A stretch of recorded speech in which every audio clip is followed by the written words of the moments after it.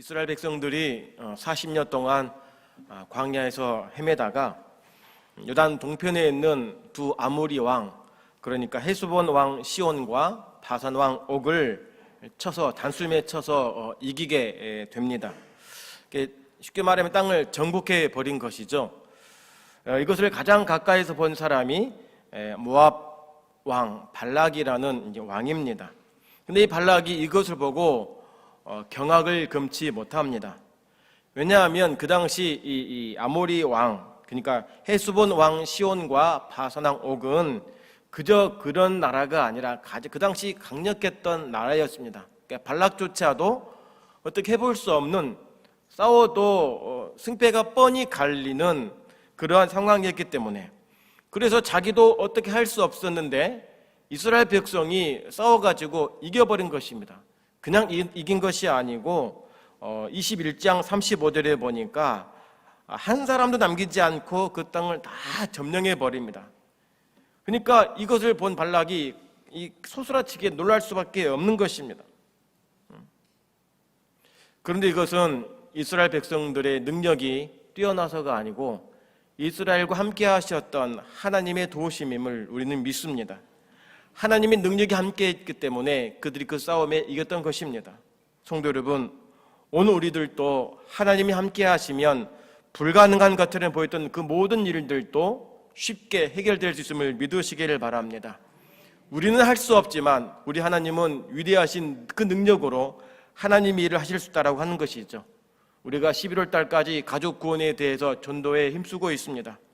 사실 이 전도라고 하는 것, 그중에 가족 전도는 쉽지 않습니다. 몇십 년이 흘러도 한 영혼이 돌아올까 말까 할 정도로 쉽지 않은 이 상황이 있어서 우리는 다시 한번 이 영혼을 하나님 앞에 올려드리고 기도하는 이 프로젝트에 우리가 진입해 있는 것입니다. 다시 한번 우리가 하나님께 기도해서 내가 할 수 없지만, 나는 할 수 없지만 우리 하나님이 함께 하시면 그 영혼이 돌아올 줄 믿으시면서 기도의 자리에 오기를 부탁드립니다. 모압이 이 발락이 이 상황을 보고 두려워 떨었다고 제가 말씀드렸고 성경도 기록합니다. 22장 2절부터 3절을 보니까 이렇게 기록합니다. 십볼의 아들 발락이 이스라엘이 아모리인에게 행한 모든 일을 보았으므로 모압이 심히 두려워했으니, 이렇게 말합니다. 이미 이 발락은 이스라엘을 두려워합니다. 평생 노력해도 이길 수 없었던 이 나라를 이 이스라엘에 와가지고 친 다음에 그 진을 치고 있으니까 이제 이 발락이 두려움에 휩싸인 이유가 뭐냐면, 곧 있으면 우리나라도 쳐들어오겠구나, 공격하겠구나라고 하는 이 두려움 가운데 있었던 것입니다. 그러니까 어떻게 합니까? 싸우면 질 것이 뻔하니까 이제 계획을 세우는데, 어떤 계획이냐? 힘으로는 이길 수 없으니까, 분명히 2절 3절에 나와 있죠. 백성들이 많으니까 이 많은 수를 보고 쪽수로도 우리가 밀리겠다 싶어서 싸움을 안 되니까 이제 어떤 방법을 쓰냐면 영적인 힘을 가지고서 이스라엘을 무력화하려고 하는 시도를 하는 것입니다. 그래서 하나님의 종을 불러서, 즉 선지자를 불러서 능력이 있는 사람을 불러가지고 이스라엘에게 무지막지한 저주를 퍼부으면 그들도 꼼짝 못할 거야 라고 하는 생각을 하게 된 것입니다. 그러니까 발락은 좀 영적인 부분에 있어서 좀 뛰어나긴 했지만 완벽히 알지 못하는, 하나님에 대해 존재는 알지만 하나님이 어떤 분이시고 하나님이 이스라엘과 어떤 관계인지를 모르기 때문에 이스라엘과 함께 하신 하나님을 향해서 이스라엘을 저주하면 하나님이 저주해 주겠지라고 하는 그 이상야릇한 그 잘못된 신앙관을 가지고서 접근을 하고 있는 것입니다. 성도 여러분, 마귀도 우리를 잘 압니다. 우리가 어떻게 하면 쓰러지고 어떻게 하면 넘어지는 일을 너무나 잘 압니다. 성도들이 영적인 힘을 잃어버리면 아무것도 보잘것없는 존재인지를 알기 때문에 우리를 늘 자꾸 넘어지게 합니다. 또 우리가 하나님의 손에 벗어나 있으면 마른 막대기처럼 무능한 존재임을 알기 때문에 어떻게 해서든지 기도의 자리에, 말씀의 자리에, 예배 자리에 오지 못하도록 노력하는 것입니다. 이 영을 무너뜨려 버리면, 눈을 감기워 버리면, 영을 닫아 버리면 보지 못하기 때문에 무능한 자가 될 수밖에 없는 것입니다. 그래서 성도들에게, 오늘 우리들에게 필요한 것이 무엇입니까? 성령으로 충만해야 되고 기도로 깨어 있어야 함을 믿으시기를 바랍니다. 이것 아니면 우리 마귀를 이길 수 없는 것입니다. 이 모압 왕 발락이 이스라엘을 저주하기 위해 누구를 찾냐면 메소포타미아에 있는 이 발람이라는 선지자를 찾아갑니다. 근데 이 발람을 데리고 오려면 600km가 넘는 거리에서 데리고 와야만 했습니다. 그러니까 가까운 거리가 아니에요. 인근 마을에 있는 사람이 아닙니다. 여러분 600km면 얼마나 됩니까? 대략 서울까지 300km가 되니까 어림잡아 평양까지 생각해 봅시다. 요즘까지 도로가 잘 뚫려 있으면 하루 정도면 갈 수 있지만 이 당시는 도로가 좋지 않습니다. 그리고 혼자가 아니라 많은 무리를 데리고 예물을 가지고 사람을 모셔와야 했기 때문에 빨리 가는 것도 불가능한 것입니다. 수십여일을 가서 모시고 또 수십여일을 또 데리고 와야 되는 이 상황인 것이죠. 그렇게 할지라도 이스라엘에게 저주를 퍼부어서 우리가 이겨야겠다라고 하는 그 잔혹함을 이 발락은 놓치지 않고 있었던 것입니다. 이 발람이라는 사람은 이방인이었지만 하나님의 능력이 임했던 사람이었습니다. 그런데 이 발람은 결국에 하나님의 말씀으로 만족하지 못하고 결국 돈에 눈이 멀고 말죠. 이 발락은 발람에게 사람을 보내가지고 이스라엘을 저주하도록 부탁을 합니다. 많은 물질들을 가지고 와가지고 이거 줄 테니까 좀 저주해달라고 부탁을 합니다. 그러면 하나님의 선지자라고 한다면 이스라엘과 하나님의 관계가 어떠한 관계인지를 알기 때문에 단번에 거절을 해야 되고 뿌리치는 것이 옳습니다. 그게 마땅한 것인데도 불구하고 오늘 성경 22장 전체를 읽으면 이 발람이 어떻게 하냐면 하루 저녁 기도해보고 알려주겠다 이렇게 빌미를 여유를 좀 두는 것입니다. 여러분 이것은 기도할 이유가 없는 거예요. 그런데 기도해보겠다, 기도하고 알려주겠다라고 말하는데 그 다음날 어떻게 하느냐? 하나님이 답을 주셨죠. 가지 말아라. 내 백성인데 왜 저주하려고 그러느냐? 그 다음 돌려보내라. 저주하지도 말고 따라가지도 말아라. 이렇게 한 것입니다. 그래서 발람이 그대로 말하죠. 하나님 허락하지 않습니다. 가십시오 라고 했던 거예요. 그런데 발락 왕이 포기합니까? 포기하지 않습니다. 이제는 더 높은 귀족들을 다시 보냅니다. 그러니까 여러분 600km가 넘는 그 거리를 일진을 보내다가 다시 보내고 이젠 그 높은 귀족들을 또다시 보내가 데리고 오는 그 시간적인 그 기선에 본다면 상당한 시간이 걸린 것입니다. 우리는 짧은 몇 절을 가지고서 긴박하게 돌아간 것처럼 보일지 모르나 상당한 이 수위를 걸쳐서 하고 있는 것입니다. 집요하리만큼 끈질기게 접근을 하고 있는 것입니다. 성도 여러분, 그렇습니다. 사탄은 성도를 포기하지 않습니다. 어떻게 해서든지 간에 끝까지 따라다니면서 넘어지게 하고 믿음에서 멀어지게 하는 존재임을 믿으시길 바랍니다. 그러나 우리 하나님도 저와 여러분을 포기하지 않으심을 믿으시길 바랍니다. 사단도 끝까지 우리를 포기하지 않듯이 우리 하나님도 저와 여러분을 끝까지 함께 하시면서 일으켜 세워주시고 견고케 하시는 전능하신 하나님이심을 믿으시기를 바랍니다. 누가 이기겠습니까? 마귀가 이깁니까? 하나님이 이깁니까? 이것은 말할 가치가 없는 것입니다. 성도 여러분, 넘어지는 자리에 있지 말고 세우시는 하나님 앞에 서 있기를 축원합니다. 발람은 또다시 사람을 보내가지고 요청하는 그 발락 왕의 그 요청을 거절하는, 똑같이 거절을 했어야 되는데 또다시 한번 기도해 보겠다, 기다려봐라 이렇게 또 말을 합니다. 이제는 하나님께서 발람에게 가라고 말합니다. 왜냐하면 이미 그 마음 가운데 탐욕이라고 탐심이 자리하고 있었음을 하나님이 아신 것입니다. 사람을 보낼 때 발락이 사람을 보내가지고 발람을 모시고 올 때 그냥 모시고 옵니까? 여러분 손님을 모시고 초청하면 그냥 합니까? 얼마나 많은 준비를 하고 선물을 준비합니까? 처음에는 거절했을지 몰라도 두 번째는 더 많은 재물을 준비해가지고 보여주면 흔들리지 않겠습니까? 이미 이 발람은 처음부터 이미 흔들렸던 것입니다. 그래서 단번에 거절하고 아닙니다. 어찌 내가 하나님의 백성들을 내가 저주합니까? 있을 수 없는 일이라고 단호하게 뿌리치는 것이 마땅한데 처음부터 이미 느슨해지게 나오고 만 것입니다. 흐려지고 만 것입니다.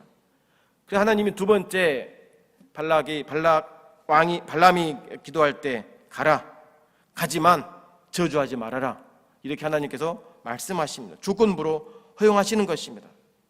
성도 여러분, 항상 모든 문제 근원에는 무엇이 있냐면 이 욕심이 자리하고 있습니다. 모든 사건의 중심은 욕심에서부터 비롯된 것입니다. 발람이 이 욕심에 사로잡혔습니다.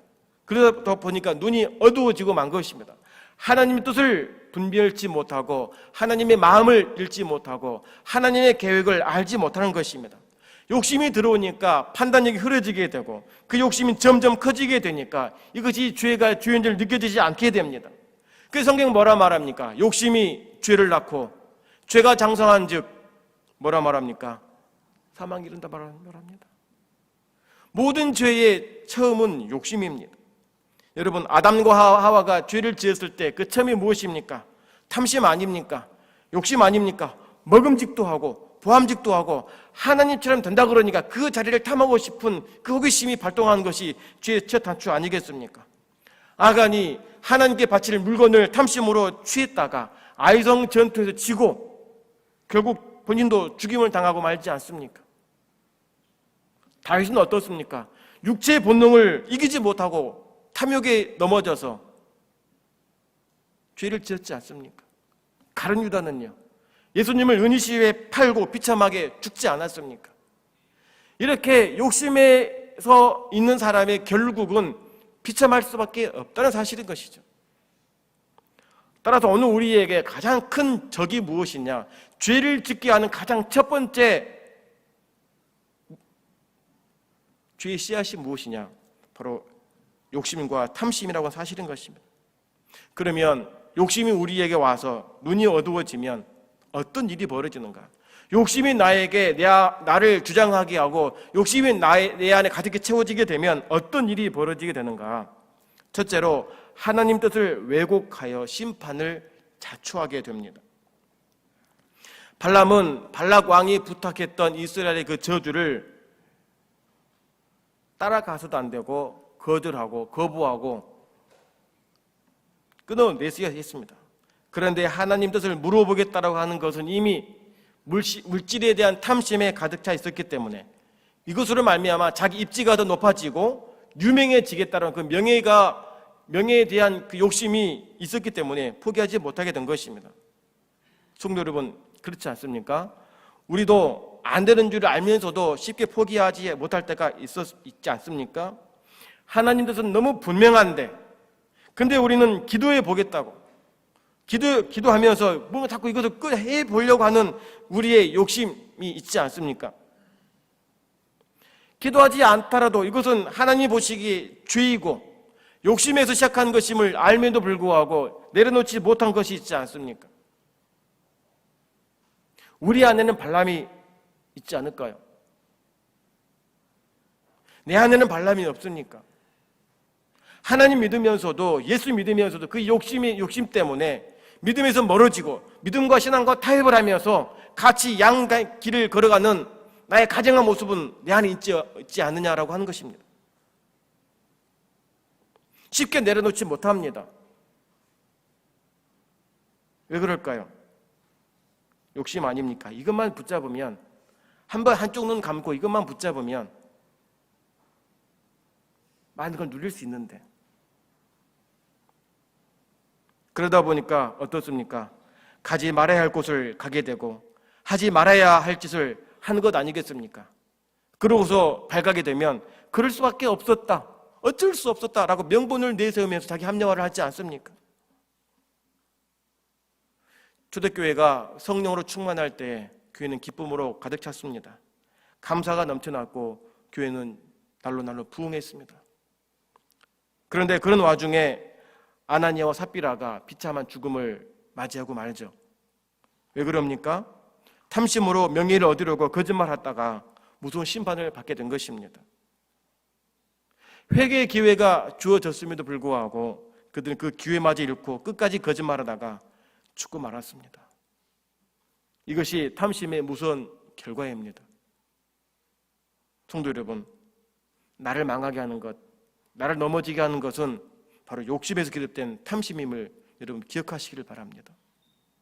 두 번째로, 욕심의 눈이 어두워지면 어떻게 되느냐? 나를 살리려는 나귀를 걷어찰 수 있다고 하는 것이죠. 발람이 재물에 대한 탐심 때문에 이미 영안을 잃어버렸습니다. 하나님의 마음과 하나님의 뜻을 읽지 못했습니다. 결국에 하나님이 허락했다고 해서 그 다음날 일찍이 나귀의 짐을 지우고 안장을 지운 다음에 모압 귀족들과 함께 내려갑니다. 여러분, 발람의 기분이 어떨까요? 처음에는 하나님이 가지 말라 그랬다가 그 다음에는 가되 저주하지 말고 축복해라 라고 했으면서 허락했을 때에 나귀의 짐을 지우고 그들과 함께 내려갔을 때 그 발람의 마음은 어떨까요? 그래, 까짓것 하나님 복내를 축복하라 그랬으니까 축복하면 하나님이 내 입을 하나님 시켰으니까 나는 이들로부터 물질도 얻고 하나님이 순종했으니까 똑같은 것 얻겠지. 그 기분에 취해 내려가지 않겠습니까? 발람의 마음에 두려움이 있겠습니까? 찝찝함이 있습니까? 둘 다 이런 건 아니겠습니까? 쾌재를 부를 것입니다. 이제 난 유명해질 거야.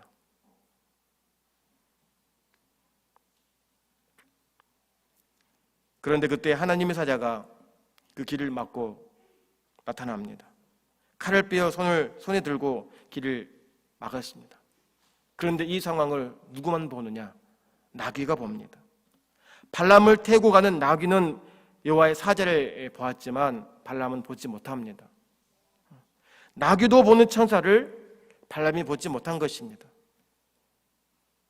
한낱 미문에 지나지 않는 이 동물이 눈이 열려가지고 하나님 천사를 보았는데 하나님의 사람이라고 하는 선지자라고 하는 사람이 영이 닫혀 있으니까 자기 눈앞에 있는 여호와의 사자를 보지 못하고 있는 것입니다. 얼마나 어리석고 얼마나 비참합니까?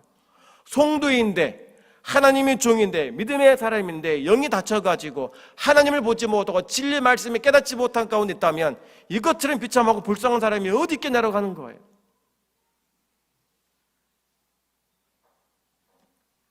결국에 죄 없는 나귀만 매를 맞습니다. 칼을 빼어든 천사를 보고 나귀는 피하지 않겠습니까? 밭으로 갑니다. 그러니까 이 발람이 왜 엉뚱한 데로 가냐고 다시 길로 이제 오게 하려고 채찍을 때리는 것입니다. 나귀는 자기 주인이 그 칼에 맞아 죽을까봐 자기 주인을 위해서 피한 것인데 이 발람은 그것도 모르고 왜 엉뚱한 길로 가냐고 다시 채찍을 때리면서 가게 하는 것입니다.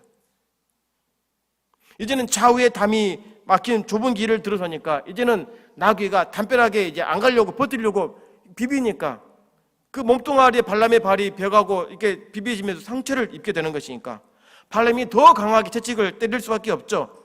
너 왜 그래? 잘 나가던 갑자기 왜 그러냐 하면 때리지 않겠습니까? 채찍을 맞으면서도 나귀는 가겠죠. 주인이 가라고 하니까. 그런데 이제는 코앞에 있는 여호와 사자를 보고서 이제는 어찌할 수 없으니까 무릎을 꿇고 맙니다. 엎드리고 맙니다. 그러니까 이제는 발람이 화가 나가지고 어떻게 합니까? 27절에 보니까 나귀가 여호와의 사자를 보고 발람의 밑에 엎드리니 발람이 노하여 자기 지팡이로 나귀를 때리는지라. 이제는 아예 무지막지하게 때리는 것입니다. 그게 뭐라고 그럽니까? 28절입니다.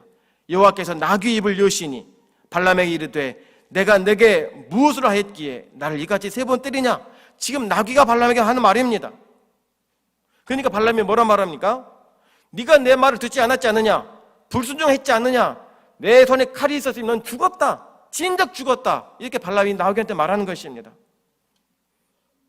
성도 여러분, 발람이 나귀에게 했던 이 말은 누가 들어야 됩니까? 너는 불순종했다. 내 손에 칼이 있었으면 넌 이미 죽었다고 했던 그 발람이 나귀를 향했던 그 말은 누가 들어야 됩니까? 발람이요, 오늘 저와 여러분 아니겠습니까? 이것도 모르고 나귀를 향해 분풀이하고 있는 이 발람의 모습 얼마나 어리석습니까?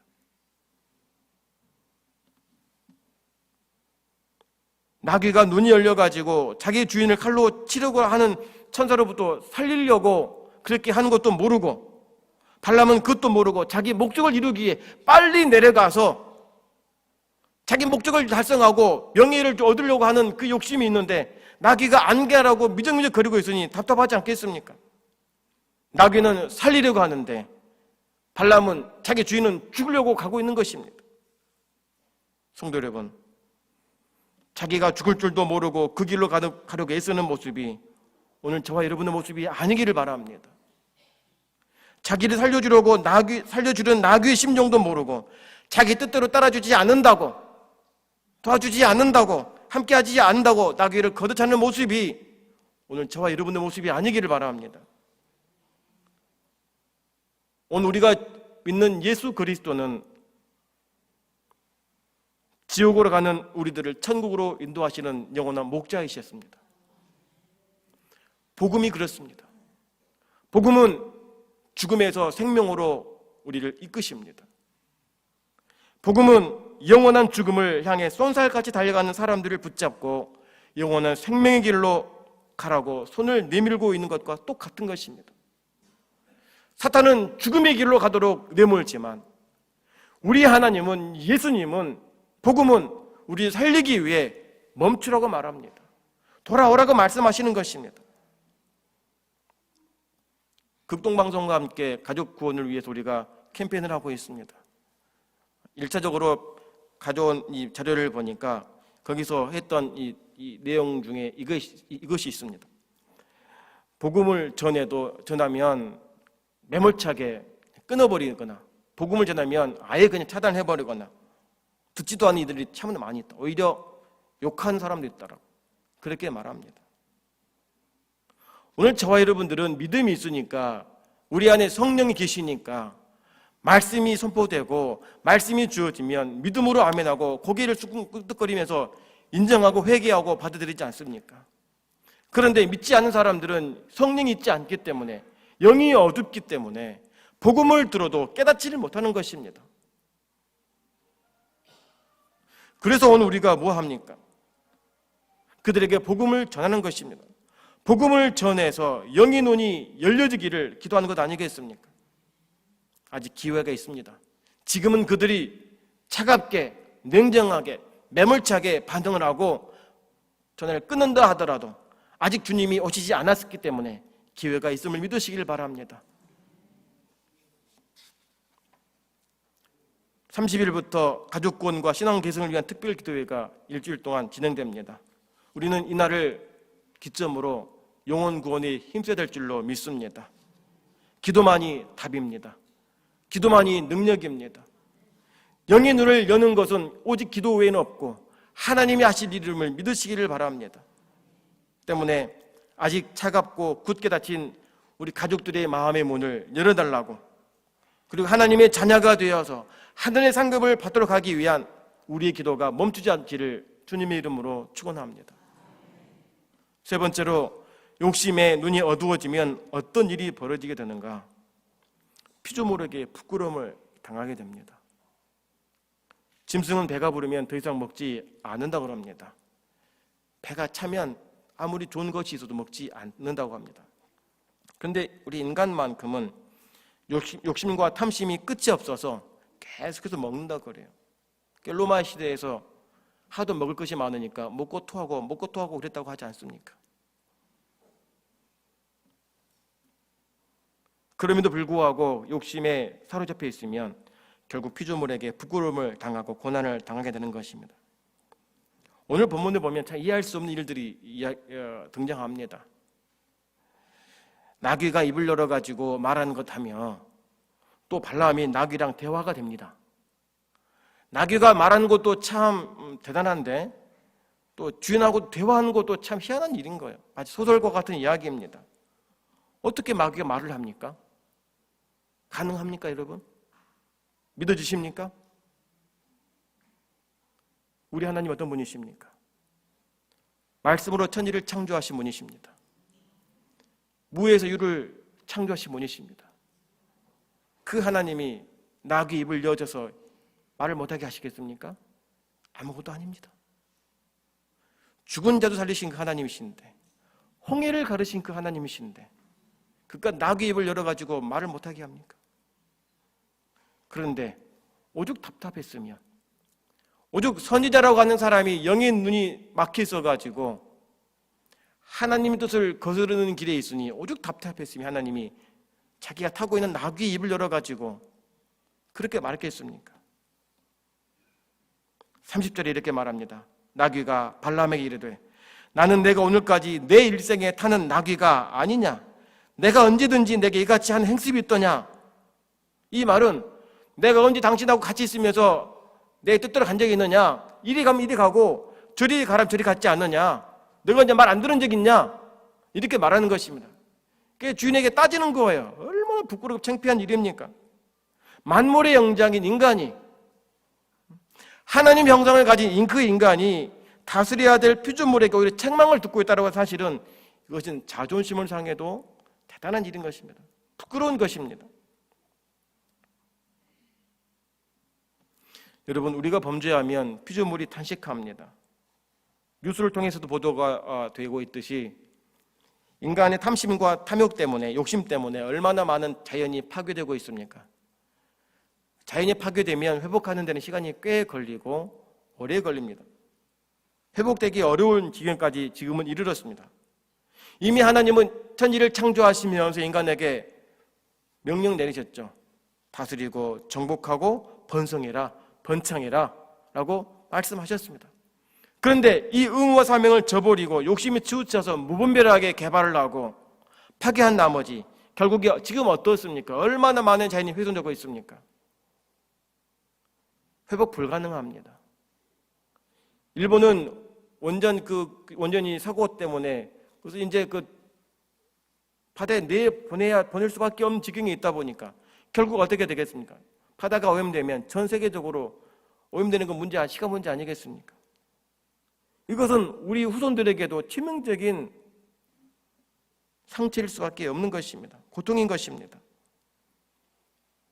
말 못한다고, 느끼지 못한다고 함부로 하다간 그것이 오늘 우리에게 더 큰 고통으로 안겨다 줄 수 있음을 우리는 믿어야 됩니다. 성도 여러분, 우리는 영적인 존재입니다. 다른 동물과 달리, 다른 피조물과 달리 우리 인간만큼 하나님의 형상으로 지음받았기 때문에 영적인 존재입니다. 이 말은 하나님의 복을 받아서 흘려보내야 되는 축복의 통로이고 축복의 사람이 되는 것이 마땅하지, 저주의 자리에 있고 부끄러움을 당해야 되는 사람이 되어서는 안 된다는 사실인 것입니다. 왜 하나님께서 애굽에서 이스라엘을 빼내와서 가나안에 인도하시려고 했습니까? 죄의 자리에 있지 않고 하나님과 동행하면서 하나님의 복을 받으려고 그 죄의 자리에 꺼내오신 것 아니겠습니까? 그러기 위해서 아브라함을 불러서 민족을 세우시고 그 광야를 지나오시기까지 그 하나님의 계획을 멈추지 않고 일하셨던 것입니다. 그런데 어떻습니까? 역사 가운데 얼마나 많은 사람들이 하나님의 말씀 가운데 거하지 못하고 뜻을 붙잡지 못함으로 인해서 저주를 받고 조롱을 받고 부끄러움을 당하고 있습니까? 하나님만 취하면, 하나님만 의지하면, 하나님만 바라보면 모든 것이 풀리고 형통하고 잘 될 것인데 하나님의 손을 보지 않고 땅의 것에 집착을 하고 땅의 욕심을 두니까 어떤 일이 벌어집니까? 부끄러움을 당하게 되고 저주 가운데 거하지 않습니까? 그럼 어떻게 됩니까? 욕심의 눈이 멀지 않으려면 어떻게 됩니까? 하나님이 막으실 때 빨리 깨닫고 돌아오는 것입니다. 발람에게는 돌아설 기회가 있었습니다. 그런데 발람은 그것을 붙잡지 못했습니다. 천사를 통해서라도 그 길을 막으신 하나님이셨습니다. 살리시려고. 그런데 고집 부리고 간다 그러면 하나님은 가게 내버려 둡니다. 하나님은 막으시지만 그래도 간다 그러면 가게 내버려 두는 겁니다. 그러나 그 결과는 그 사람이 책임지는 것입니다. 발람이 발락왕의 부탁대로 저주를 하려고 했지만 하나님의 발람이 입을 열어가지고 축복을 하게 됐죠. 나중에 민수기 31장 8절을 보면 뭐라고 나오냐면 이스라엘 백성들이 미디안 왕을 처형할 때 발람도 함께 칼에 처형을 하고 맙니다. 발람도 함께 죽고 맙니다. 그러니까 가지 말라고 할 때 안 갔으면, 서라고 할 때 섰으면 죽을 일이 뭐가 있겠습니까? 성도 여러분, 사업의 길이 열리지 않고 하고자 하는 일이 잘 풀리지도 않고 취업의 길이 열리지 않아서 답답한데 혹시 이것이 하나님의 막으심이면 어떻게 해야 합니까? 라고 질문할 수 있습니다. 뭔가 해보려고 하는데 안 될 때 이것이 하나님의 막으심인가요? 라고 우린 의심이 들 때가 있습니다. 우리가 모든 상황에 대해서 하나님의 주권과 섭리를 다 이해할 수는 없지만 어쩌면 우리가 알 수 있는 것은 하나님께서 그 자리, 그곳, 그 방향과 그 일하심이 원하시지 않는다든지 아직 때가 일러서 기다리라고 하시는 신호일 것인지 아니면 우리를 더 기도의 자리로, 더 예배의 자리로, 더 헌신의 자리로 서게 하시려는 하나님의 신호일 수 있음을 여러분 기억하시기를 바랍니다. 우리가 억지로 고집대로 내 방향으로 끌고 가려고 하기보다도 하나님께서 인도하신 그 길에 우리가 묵묵히 순종하고 나아가면 하나님은 내가 이루시는 것보다 더 위대하고 더 아름답고 더 완벽하게 하시는 분이심을 믿으시기를 바랍니다. 왜입니까? 우리 하나님은 우리에게 복을 주시는 분이십니다. 복을 주고 싶어 하시는 분이십니다. 사랑하기 때문에 성도들이 올바른 곳에 서기를 원하고 바르게 가기를 원하시기 때문에 때로는 우리가 가고 싶은 곳이 있다 하더라도 좀만 참아, 거기서 나를 봐, 아직 좀 급한 것 같으니까 좀 여유를 두고 나 좀 봐, 내가 해줄게, 내가 도와줄게, 이건 아닌 것 같아 라고 할 때 그 신호를 붙잡고 멈출 때 멈출 수 있는 결단력이 우리에게 있어야 한다라고 하는 것입니다. 그래서 여러분, 내 고집대로 가는 것이 아니라 하나님 이끄심이 있기까지 기다릴 수 있는 믿음의 사람이 되기를 주님의 이름 축원합니다. 발람의 가장 큰 문제가 무엇입니까? 탐심 때문에, 욕심 때문에 영이 닫힌 것입니다. 탐심이 내 안에 가득 차게 되니까, 눈이 가리워지게 되니까 뭘 잃게 되느냐? 하나님의 마음을 못 읽습니다. 하나님의 시선을 같이 맞추지를 못합니다. 하나님 뜻을 헤아리지 못하게 되는 것입니다. 오늘 저와 여러분에게 영의 눈을 가리고 하는 것이 무엇일지 여러분 돌이키시기를 바랍니다. 신앙은 있는데, 믿음은 있으면서도 아직 내 욕심이 치우쳐가지고 하나님께 가까이 가지 못하는 그 나의 눈을 어둡게 하는 것이 무엇인지를 여러분 한번 돌이키시기를 바랍니다. 이 땅의 것이 아무리 좋을지라도 하나님보다 더 좋지 못합니다. 이 땅의 것이 아무리 아름다울지 몰라도 천국보다 아름답지 못함을 여러분 믿으시기를 바랍니다. 하나님 기뻐하지 않은 일이라면 우리 끊어내 봅시다.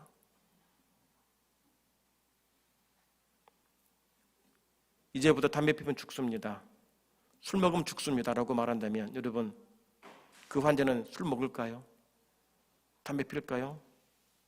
살려고 애를 쓸 것입니다. 인이 박혀가지고 중독 증상에 손발이 벌벌 떨지라도 당신 이제부터 술 먹고 담배 피우면 바로 끝이야라고 한다면 두려움 가운데서라도 살기 위해 애를 쓸 것입니다. 성도 여러분, 하늘의 것을 구하시기를 바랍니다. 하늘의 복을 구하기를 바랍니다. 축복하는 일에는 언제나 앞장서시고 남을 저주하는 일에는 한 발짝도 내딛지 마시고 하나님 앞에 부끄럽지 않은 성도로 서시기를 주님의 이름으로 축원합니다. 기도합시다.